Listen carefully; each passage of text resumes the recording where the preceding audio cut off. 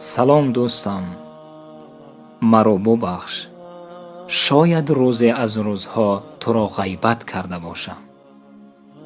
زبان در نفس من به قصد و یا به اختیار می لغزد. امید دارم که مرا می بخشی اگر تو را غیبت کرده باشم. من یقین کردم که خدا شخص غیبت کننده را نمی بخشد تا وقتی که شخص غیبت شده او را نبخشد. این متن را به هر کسی که در روی خط من است قریب که فرستادم.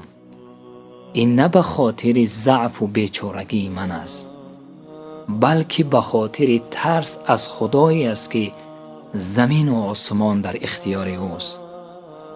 دوستم، اگر مرا بخشیدی با پیامک خبردارم کن. این متن برای یکدیگر را بخشیدن است. دوستم، بیا دلهایمان را از غیبت پاک سازیم. خواهش میکنم که مرا ببخشید دوستم، زیرا مرگ من معلوم نیست. خدا شاهد است که من شما را بخشیدم.